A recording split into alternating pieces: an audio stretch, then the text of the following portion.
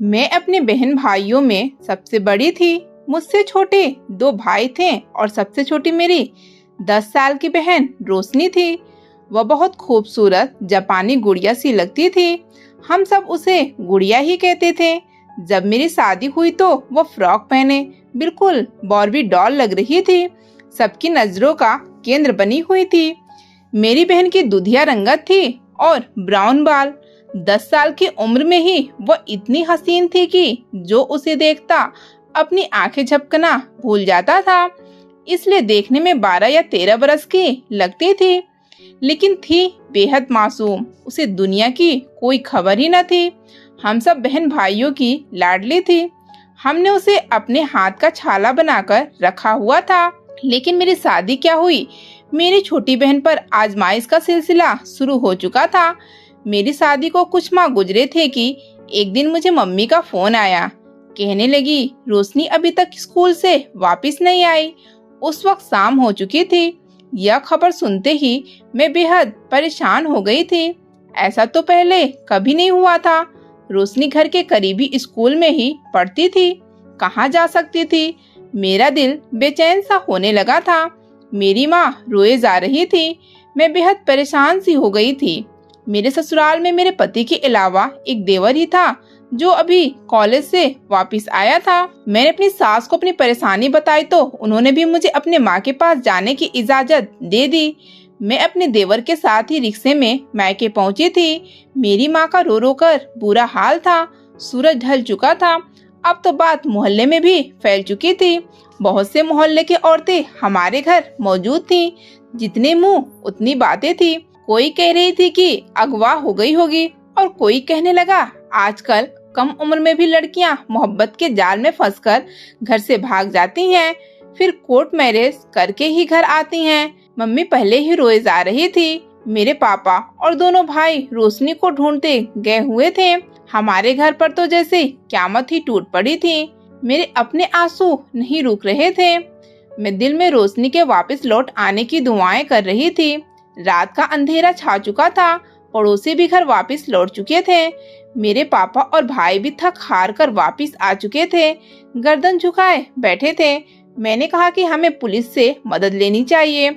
मेरी बात पर भाई कहने लगा कि हम पुलिस के पास गए थे। उनका कहना है कि अक्सर लड़कियां खुद घरों से भाग जाती हैं, शादी कर लेती हैं, दौड़े हम पुलिस वालों की लग जाती है। मैंने कहा कि वह पुलिस वाला क्या पागल है? रोशनी तो अभी सिर्फ 10 साल की है। मेरी बात सुनकर मेरा दूसरा भाई गुस्से से कहने लगा आजकल उम्र की कैद नहीं होती। हमने खुद स्कूल के कैमरे में देखा है कि स्कूल से कुछ दूर पर एक बाइक खड़ी थी। वह खुद एक बाइक वाले के साथ बैठी थी, लेकिन वह जगह ऐसी थी जहां कैमरे की आखिरी हद थी, इसलिए ठीक से कुछ भी पहचान नहीं हो पा रही थी कि वह किसके साथ गई थी। लेकिन यह सबने देखा है कि वो अपनी मर्जी से एक बाइक पर बैठ कर गई थी। इस खबर ने तो एक तूफान ला दिया था। सबको लग रहा था कि रोशनी खुद किसी लड़के के साथ बैठी देखी गई है, इसलिए घर से भाग गई है। लेकिन मेरा इस बात पर दिल नहीं मान रहा था। वो तो बेहद मासूम सी थी। उसने तो आज तक मुझसे कभी कोई ऐसा जिक्र नहीं किया था। वह मुझसे कुछ भी नहीं छुपाती थी। बस 10-11 साल की बच्ची ऐसे कैसे कर सकती थी? हम सबकी वो रात खतरनाक गुजरी थी।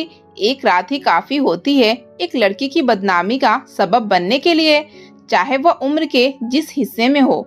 रात भर मेरे पति के भी मुझे फोन आते रहे। कहने लगे कि वह जब ऑफिस से लौटकर आए हैं, बुखार में हैं, इसलिए मेरे पास नहीं आ सके। लेकिन वो मुझसे बार बार गुड़िया का पूछ रहे थे कि वह घर पहुंची कि नहीं।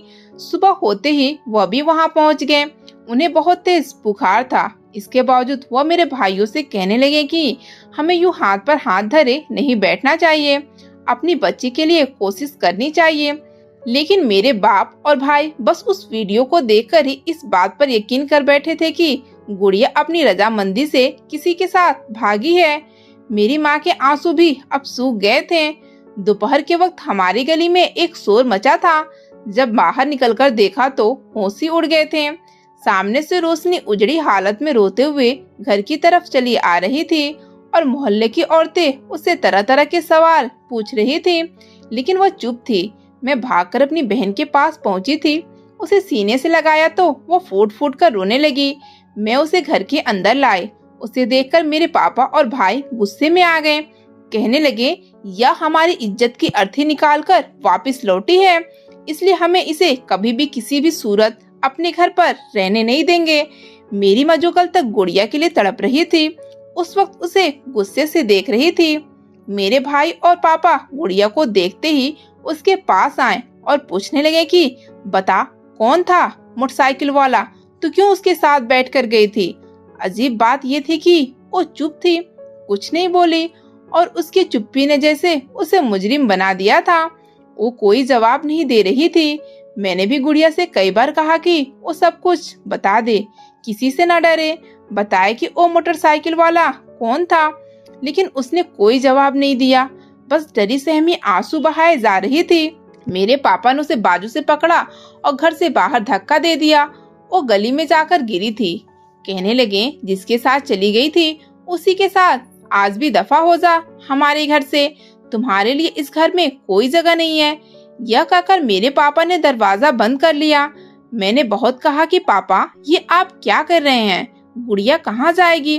वो कहने लगे, मैं इसे घर पर रखकर बदनामी मोल नहीं ले सकता, लोग तो मुझे जीने नहीं देंगे। बेहतर है कि ये वहीं चली जाए जहाँ से ये आई है, वरना मर जाए।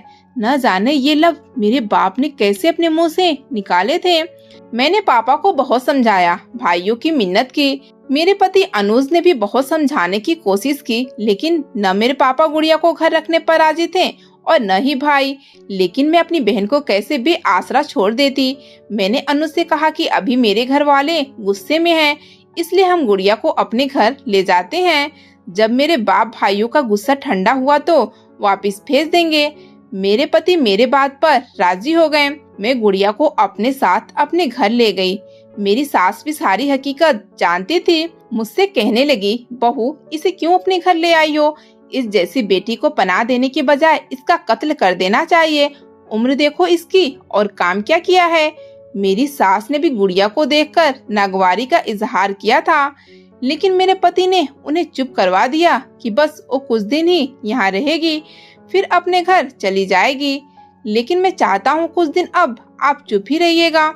मेरी सास ये सुनकर मुंह बनाए अपने कमरे में चली गई। मैंने 2 दिन गुड़िया को अपने कमरे में ही रखा। अनुज अपने भाई के साथ ही रहे। मैंने गुड़िया से पूछने की हर मुमकिन कोशिश कर डाली, लेकिन उसने कुछ भी नहीं कहा।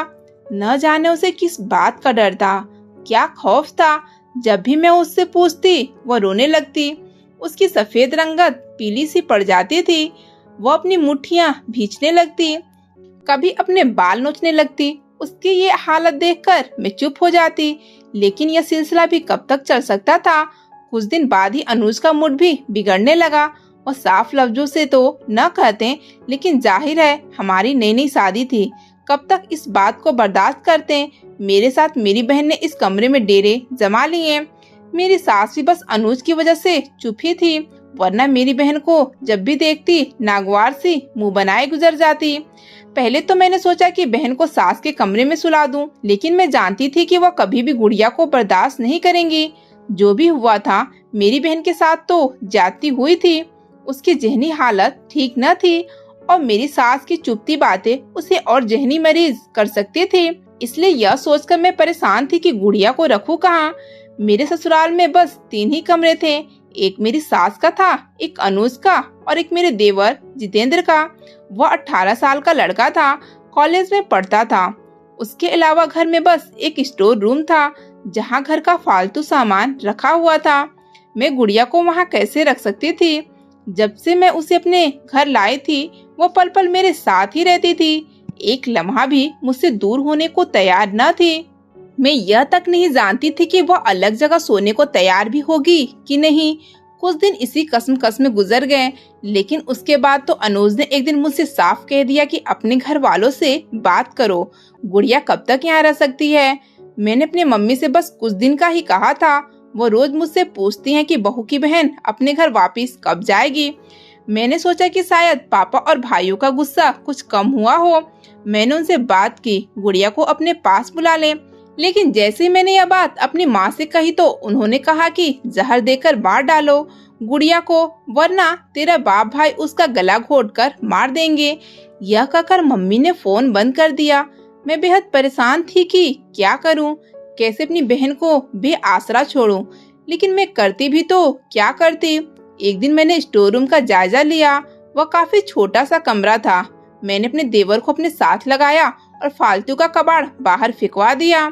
कमरे में जमीन पर ही एक बिस्तर बिछा दिया। मेरा देवर मुझसे पूछने लगा कि भाभी ये सब आप किसके लिए कर रही हैं? मैंने कहा कि गुड़िया अब यहीं रहेगी। मेरी बात सुनकर कुछ देर तो वह चुप रहा, फिर कहने लगा आप अपनी बहन को मेरा कमरा दे दें, स्टोर रूम में मैं गुजारा कर लूंगा। जब वो अपने घर चली जाएगी तो फिर मैं, उसने अभी यहीं तक बात की थी कि मेरी सिसकियां शुरू हो चुकी थी। मैं कब से जब्त बांधे हुए थी। मुझे रोता देखकर जितेंद्र भी परेशान हो गया। मैंने कहा उसका मेरे घर के अलावा कोई ठिकाना नहीं। मेरे बाप और भाई उसकी शक्ल भी देखना नहीं चाहते। अगर वह वापस गई तो उसे जान से मार डालेंगे। तुम अपने कमरे में ही रहो, वरना अम्मा जी मुझे बातें सुनाएंगी। मेरी बात सुनकर वह मुझसे कहने लगा कि आप रोएं मत, जो आपको ठीक लगता है वही कर लें। मैं स्टोर रूम को ही एक कमरे की शक्ल दे दी थी, लेकिन जब रात को मैंने गुड़िया से वहां सोने के लिए कहा तो वह रोने लगी।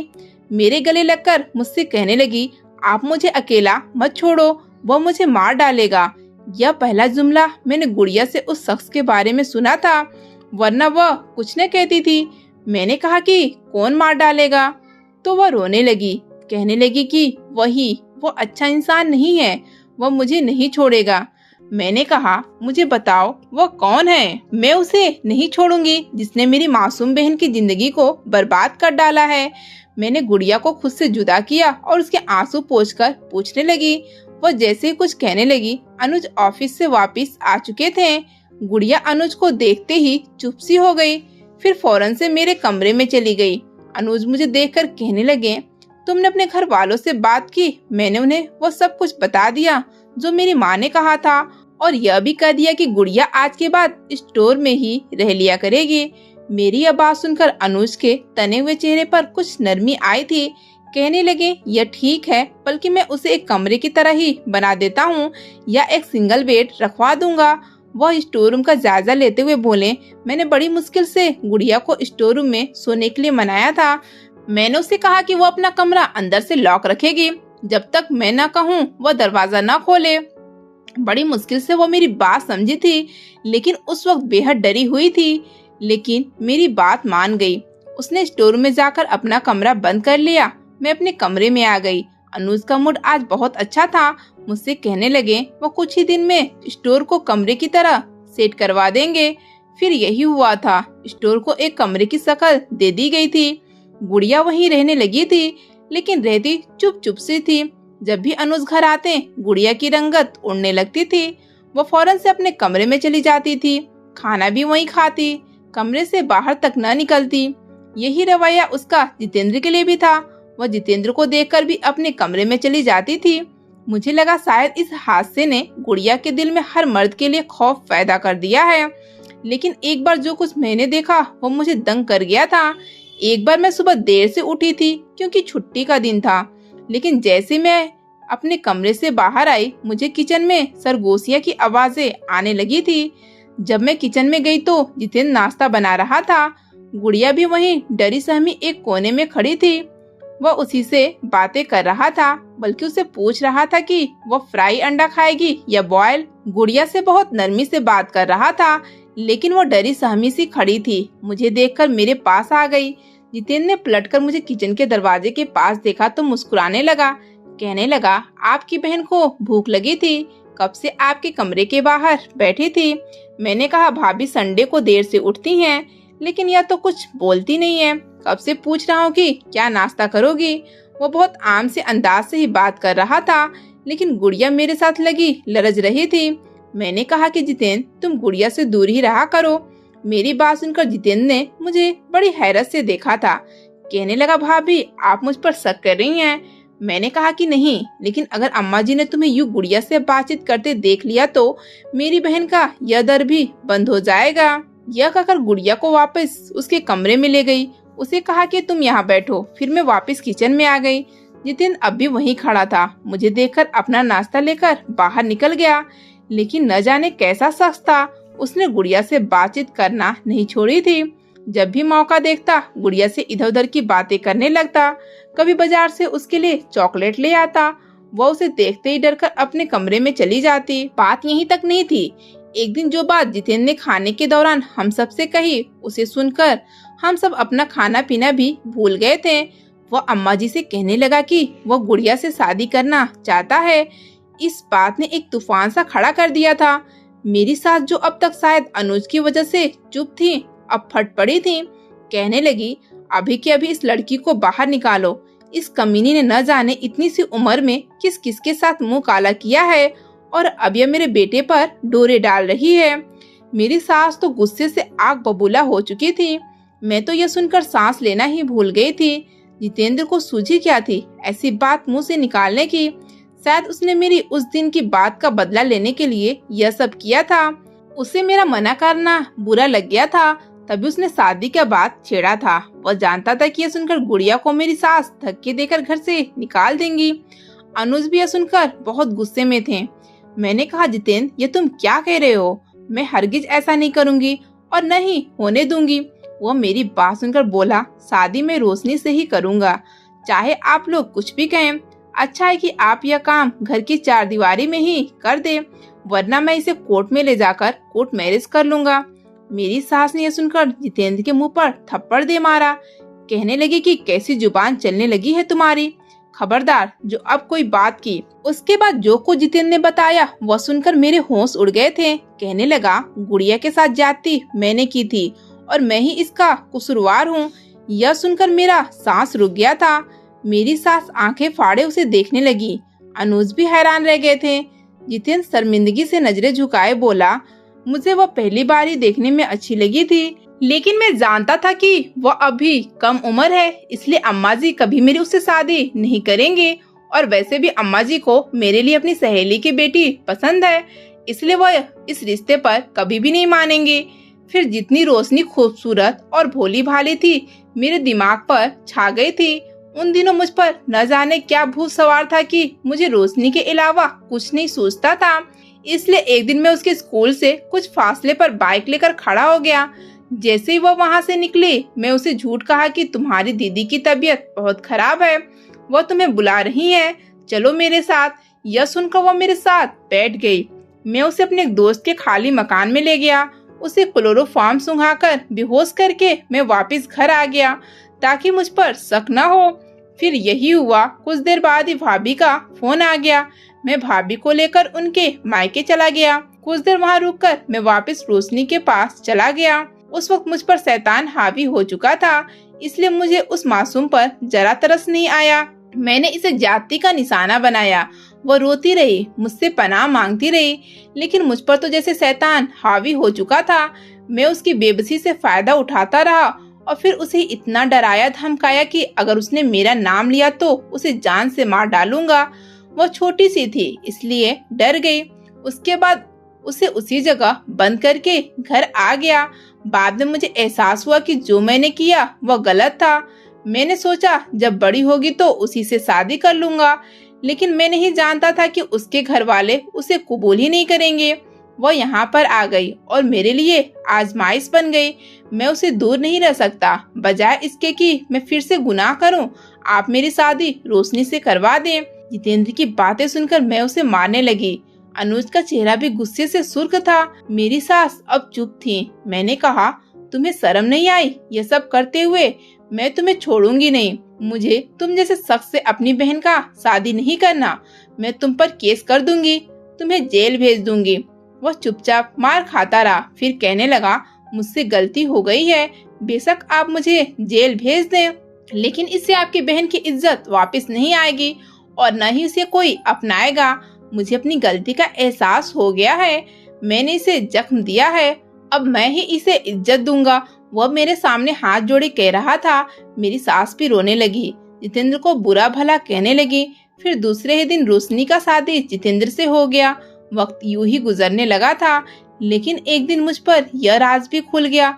जब एक दिन मैं बाजार से लौटी थी, मेरी सास सो रही थी। मेरा देवर जितेंद्र भी घर पर नहीं था। घर के मेन दरवाजे की चाबी मेरे पास थी। मैंने दरवाजा खोला तो मुझे अपने पति अनुज और रोशनी की बातों की आवाजें आने लगी। जब मैं अंदर आए तो अनुज उसे कह रहे थे, मुझे बस यह बता दो कि जितेंद्र को वह सब मालूम कैसे हुआ जो मैंने तुम्हारे साथ किया था। जाती तो मैंने तुम्हारे साथ की थी, तुमने उसे यह सब बताया है। उस वक्त मेरे जिस्म से जान निकल गई थी। गुड़िया रो रही थी, नहीं मैं सर हिला रही थी। अनुज उससे यूं बात कर रहे थे जैसे उसे मार ही डालेंगे। जब मुझे अपने पीछे किसी की मौजूदगी का एहसास हुआ तब मैंने पलटकर देखा तो जितेंद्र खड़ा था। एक नजर मुझ पर डालकर आगे बढ़ गया और अनुज को गुड़िया से पीछे धकेलने लगा। अनुज को शायद हमारे आने का पता नहीं हुआ था। जितेंद्र को देखकर गुड़िया उसके पहलू से जा लगी थी। जितेंद्र, मुझे इस शख्स से बचा लो। गुड़िया अब भी कांप रही थी। जितेंद्र उसे अपने साथ लगाए बड़ी नरमी से बात कर रहा था।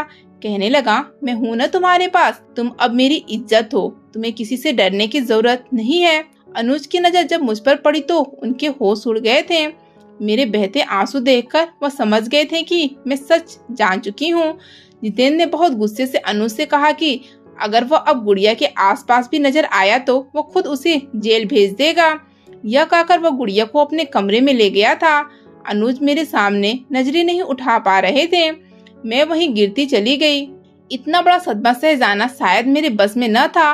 वक्त गुजर चुका था। मेरी जिंदगी अनुज के साथ बस एक समझौता थी, क्योंकि मैं उसके बच्चे की माँ बनने वाली थी। वो मुझसे बहुत बार अपनी गलती की माफी मांग चुका था, लेकिन उसे माफ करना मेरे बस में नहीं था। मेरे देवर जितेंद्र ने पढ़ाई के साथ साथ छोटी मोटी नौकरी भी कर ली थी। मुझसे कहने लगा, भाभी, आपकी बहन का असली मुजरिम मैं नहीं बल्कि आपका पति था। मुझे गुड़िया ने सब कुछ बता दिया था। उसके बाद मुझे गुड़िया पर बहुत तरस आया था। मैंने सारा इल्जाम खुद पर लेकर गुड़िया को अपनी बीवी बना लिया। अब आप यकीन करें, मैं उसे दुनिया की हर खुशी दूंगा। और हाँ, मैं बहुत जल्द रोशनी को लेकर अलग हो जाऊंगा। आज मैं उसके एहसान को जितना सलाम पेश करती कम था। मैं यह सोचती हूँ कि जहाँ अनुज जैसे कमीने लोग होते हैं वहीं जितेंद्र जैसे अच्छे लोग भी होते हैं। दोस्तों, उम्मीद करती हूँ आपको हमारी कहानी पसंद आई होगी। कहानी पसंद आई है तो वीडियो को लाइक करें, चैनल पर नए हैं तो चैनल को सब्सक्राइब करें और हाँ, नोटिफिकेशन को जरूर दबाएं ताकि अगली अपडेट सबसे पहले आपको मिले।